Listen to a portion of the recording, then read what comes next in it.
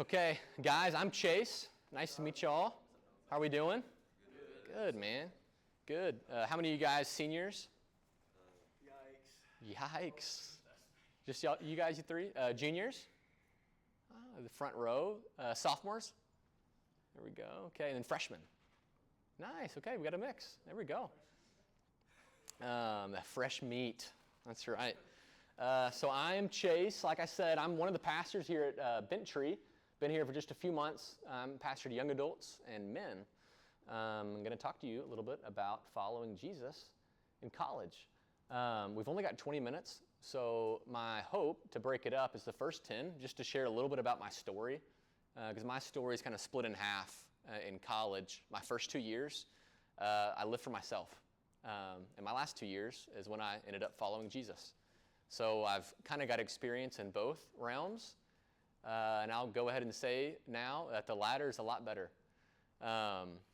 So I'll start. I grew up in the church, like all of you guys are currently, but as soon as I got to college, I stopped. I grew up where each morning I was forced to go to college, or not to go to college, to go to church. And so the moment I didn't have to, I didn't. And so I would say my life up to that point, I was a Christian in name only. I was a cultural Christian. I was a Christian because my parents were. But the way I live my life, there's a term called a Christian atheist. You might have not heard that before, but it's being culturally a Christian. You probably go to church. You might even believe some things about the Bible and about Jesus historically. But the way in which you live your life is as if there's no God. And that's how I viewed God. I viewed prayer kind of like throwing a coin down a wishing well, hoping for the best. Maybe the big man upstairs heard me. Maybe he didn't. So my freshman year, my dream was to play sports in college baseball, and so I did. But I got redshirted. I quickly got burnt out. I quit after my freshman year. And that changed the trajectory of my life. But at that point, I transferred schools my sophomore year of college to Ole Miss, which is known as a really big party school. That was my family school growing up. So if I wasn't playing sports, I was going to go there. And so I did. I joined a fraternity. Welcome. Joined a fraternity, and I started to live the fraternity lifestyle. And so I was all about girls. I was all about drinking. I dabbled in some other things I'm not proud of, but that was what the scene was. That was what everyone was doing. So I was just following the crowd. I wanted to fit in and be cool. But in my fraternity, the president, he was a senior, and he was a guy that he was like the nice guy in the fraternity, and so like people probably wouldn't invite him to parties, but it was like if you're going through something, everyone respected him. And so really strong believer, like really faithfully followed Jesus, was an example even within the fraternity. And so he would sit down with me as a sophomore, talk with me about Jesus, invite me to different campus ministries and things, and our fraternity had a Bible study. And so the first one I ever went to, and I think it was one of the only ones I went to, they were going through the Gospel of Luke. And in chapter 12, there's a parable Jesus tells. It's called the parable of the rich fool. And I didn't have any semblance with this rich guy. I didn't have any money to my name, but I was a fool at that time. And so this parable, essentially Jesus is sharing that this guy had made enough money to where he didn't have to work anymore. And so he said to himself, well, I'll just take it easy for the next few years, and that'll be that. I'll be good.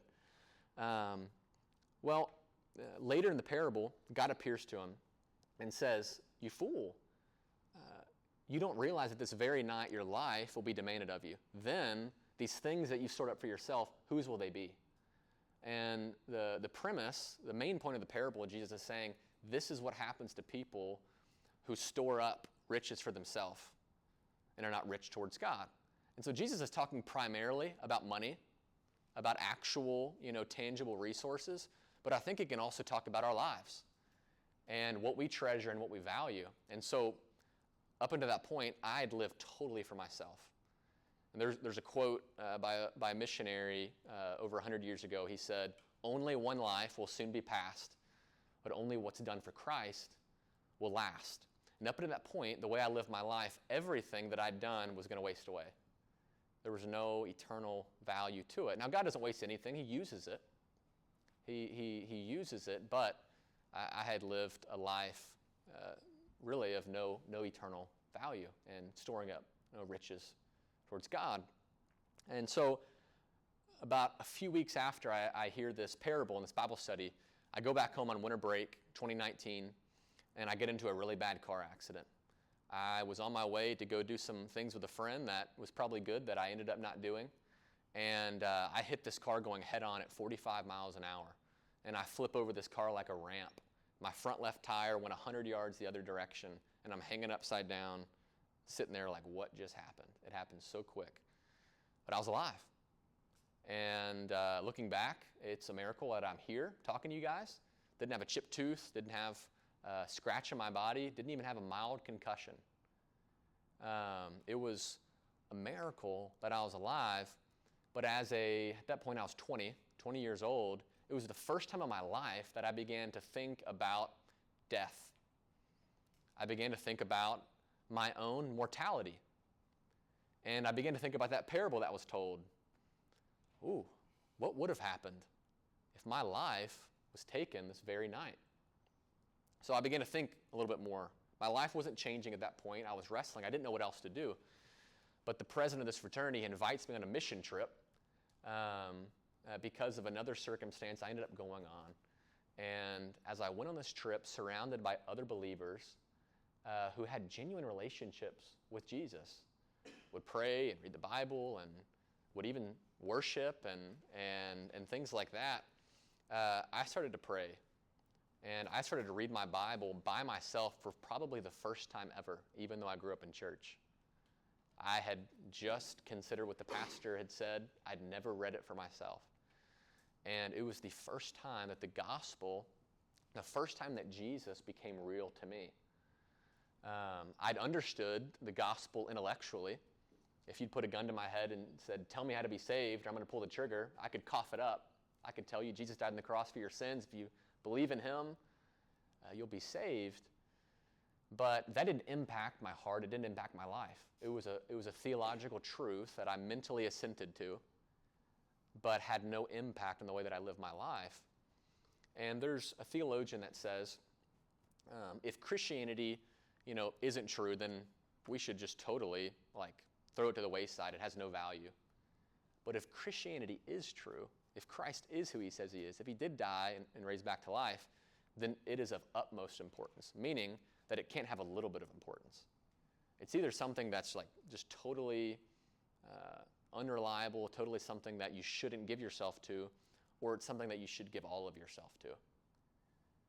And so when I understood the gospel, that Jesus came, Romans 5:8 was one of the verses that I read during this time. God demonstrates his own love for us in that while we were still sinners, Christ died for us. That transformed my life. Understanding that Christ loved me, even the depth of my own sin, my own rebellion. So for my first 2 years of following my own selfish desires, to then my last 2 years of actually beginning to follow Jesus for the first time in my life, things began to change. I got plugged into a church when I got back my junior year of college, and I had a guys group. We would meet every Thursday night, and we would get together and we'd dive into the Word. We'd pray, we'd worship. We did life together. We would get together several nights out of the week and share meals and be real with each other, things we were going through, things that guys go through, and we would share about these things. We would do life. We would encourage each other. We would pray for each other. But then we would actually go back into our specific, what I'd call spheres of influence, where people weren't following Jesus. So I stayed in my fraternity. I went back my junior year, and instead of going back into a place that then began to bring me right back into the world again, because of this community and because of the foundation that was laid, my personal relationship with Jesus, God began to use me in a fraternity, which these days a lot of people know is one of the darkest places a follower of Jesus could find themselves. So there's a lot I could share about that latter half, but I would love to open it up for you guys to ask any specific questions y'all might have about following Jesus in college. What we got? I mean, like for me, I was planning on joining. You know what Bucks is? Mm-hmm. Yeah. But like, what is it like? Like I know that there's people within Bucks who are like actively pursuing Christ, and people who don't like understand, like we're not like fully living. If that makes sense. Yeah. But it's like also like there's different the other fraternities that are like secular. Like what about like those? Like should I be like open to those, or like should I like I don't know. Like, I don't know like what's safe for like my heart and I think. Yeah. No, that's a really good question.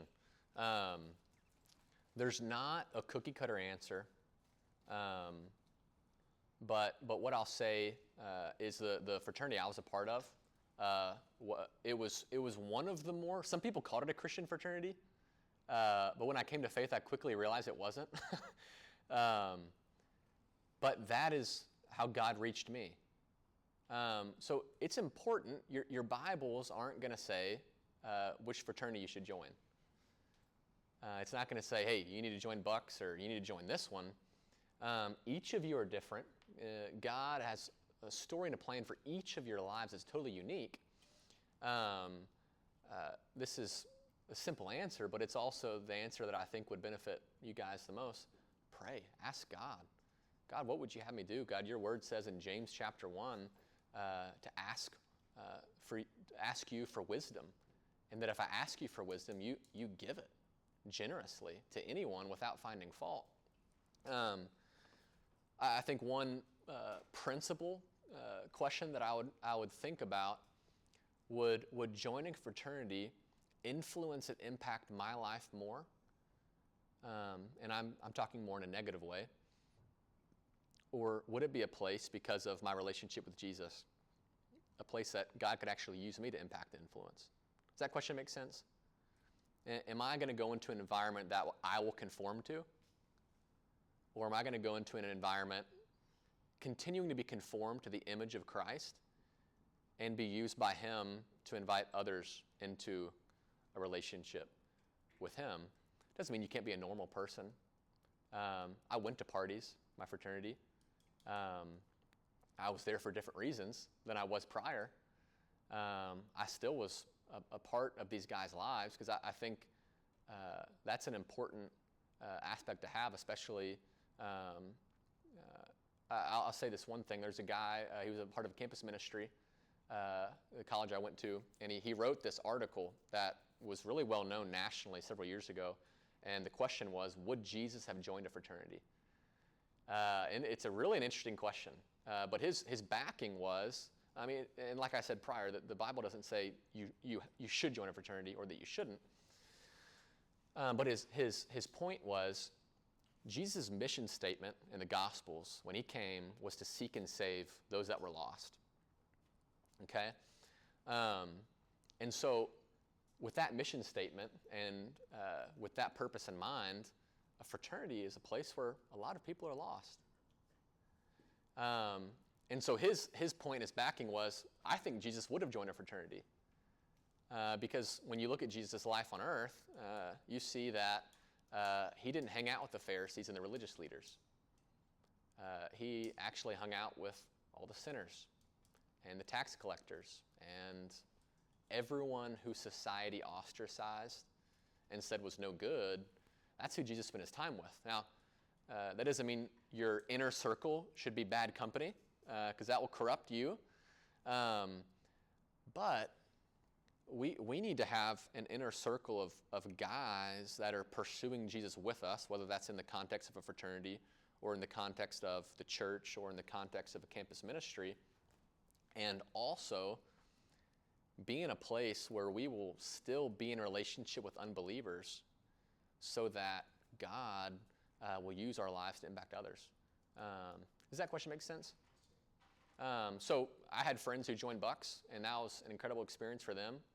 That was their Christian community, and they just found other ways to be used by God in other areas on campus.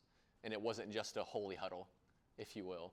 And then, like me and several of my other friends were a part of more secular fraternities, and we needed a lot of support to stay in there, but we did, because that's what we felt like God had called us to specifically. And I also had another buddy who was a part of fraternity, and when he really started to follow Jesus, he left his fraternity because it ended up being more of a hindrance in his walk with Jesus. Whereas for me, God had given me the grace to be able to stay. But those are just different stories. So, yeah. So, as you were saying, like your junior year, you came back with a new faith and stuff like that. Were there some people from your first 2 years of college that you had to distance yourself from, or had to maybe get right, in order to get right with your faith, you had to, distance yourself or say like, hey, these aren't people, and just how did you do that? Yeah, there was. Unfortunately, it was a mixture where a lot of my relationships were founded off of sin. So what we did together, a lot of it in our parties, it was focused on getting with girls. It was focused on who could drink the most and other things. And so with those relationships that were founded off of sin,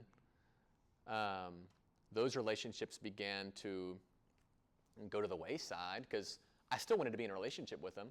I tried. I still went to parties with them. I would drive for them. I'd hang out with them. But a lot of them, because I wasn't doing that with them, they didn't want me to come anymore. And so it was a mixture of some relationships where it was just differing boundaries. Like my inner circle became believers, but I was still friends with a lot of unbelievers. Just the relationship looked a lot different. But also following Jesus in college, if you look at the ministry of Jesus, he came to a point where he had thousands of people that liked him and followed him at a distance. But when he began to teach on being a disciple, everyone left except the 12. And then when Jesus was crucified, everyone left except one. And so if you take following Jesus seriously, it can be a lonely road, but it's not one that you walk alone, because Jesus walked it. And there are others that God will put in your path, like he did mine, who also are doing the same. How do you find community in a new place, like going to college, find that Christian community? Yeah, so there's a couple different ways. It depends. Like for me, I was my college experience was in a college town. So we were in Oxford, Mississippi. If you've ever been, there's nothing there except the university, and so everything's geared towards college students. So it was very easy to find community. Whereas other places like Dallas, if you're going to UTD or UTA or UNT or other areas nearby, could be a little bit more difficult. It's just bigger and more widespread. But if that is where you're going, there's always several ministries on campus, college ministries that are there to serve college students. And so for me, I was a part of Crew. I was a part of Campus Outreach. And there's several others that you can plug into on campus. And I would encourage you to find a local church nearby. Sometimes it'll even be a church that's on campus that is totally geared towards college students. But I would also, one part I didn't share, it's important to have a few different types of relationships in your life. I think we all need three. One, we need someone who's a little older and wiser than us, who's kind of dispensing wisdom along the way, someone we can talk to. Someone who we kind of lock arms with, who's our same season of life, and we're kind of doing things together. And then also someone who's maybe a little bit younger than me, or maybe not as far along in their journey of following Jesus, because God will use you to pour into them and impact their lives. So I would find local church nearby, plug into campus ministries, just pray and ask God, you can have the faith knowing that when you ask God, for specific things that he promises us. He knows that the Christian life is impossible on your own because he kind of came up with the whole thing. And so if you pray and like, Lord, I know that I'm a part of your body, and your body's made up of many parts. God, would you please put people in my path that you can either help me locate or can put in my life that I can do this together with others. And I believe God will honor that prayer. So, yeah. Yeah, dude. Anything else? Yeah. What we got? As someone who's probably going to go to college and not live on campus, Mm-hmm. what do you say to that? Right? How can I find the community? How can I outreach to people? Stuff like that. Yeah, not living on campus. How far off you thinking? I mean, technical school. I'm going to go there for 4 hours and leave. Cool. I would find kind of like I said, Mark, right? A church that is a little bit off campus. A lot of them will have specific college ministries, and then also specific groups and ministries that do different things. So it'll just take more intentionality on your part. It'll take more prayer. It'll take just you're gonna need to be the one that says hey first, which isn't fun. You're gonna have to be the initiator. But it'll also be a place where God will grow you immensely because you're stepping into a season of life where you're taking on a little bit more responsibility, a lot of new things. You have a lot more freedom. And so you're stepping out into the unknown, per se. But I believe when we do that, that's faith. And God will see you through. You think what we got? Whenever you found Christ, what were some of the ways that you dealt with like temptation and stuff whenever you were in like scenarios that kind of were contrary to your beliefs or like environments? Yeah, any specific ones that come to mind, or? Yeah. Just like anything you did. Yeah. Me? Oh, sorry. Or like any specific kind of temptations that come to your mind? Sorry.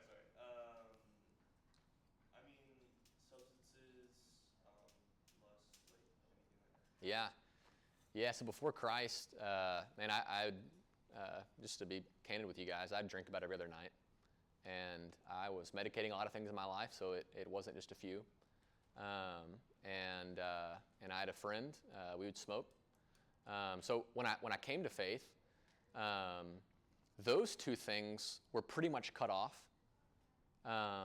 because what I'd been looking for, validation, satisfaction, love, acceptance, I found in Christ. And so those two things were an issue. But one thing was pornography and lust. That took a while to begin to break off of my life. And man, that took some hard conversations. So important of having a group of guys that you wouldn't just call your accountability partners, but people that you're really doing life with, where God uses us to be able to impart grace to one another. That we're made in the image of God, and as believers, we get in a way to be like priests to one another.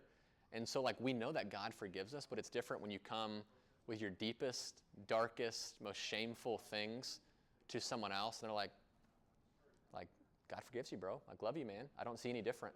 And so like I had a circle of guys that we did that with, and it was tough. And because that was such a hard thing in our lives that really had a grip on us, a lot of what ended up helping us on the front end from not watching that and not doing that was we just didn't want to have to share that with each other, because we knew that when we did, we'd have to tell someone. And so we were just like, I'm tired of telling my friend about this. Or we had covenant eyes, I'm tired of my friend getting, these notifications that I slipped again. And so it started off with that.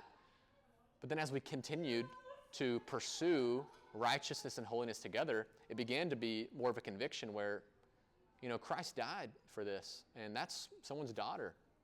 And, this is broken, and God, Christ died not only to set me free, to keep me from sin, but to live a righteous and a pure life.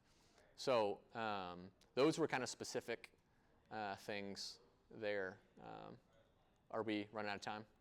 All the other groups are already let out. Okay. Okay, cool. Any other questions? I got one. You got one? Where'd you play freshman year in college? What'd you say? Where'd you play baseball freshman year? Have you ever heard of Austin P? Yeah. I've heard of Austin. Okay, it's in Clarksville, Tennessee, a little bit outside Nashville. It's a smaller, medium-sized school, but nothing crazy. Yeah. Yeah. All right. Enjoyed it, guys.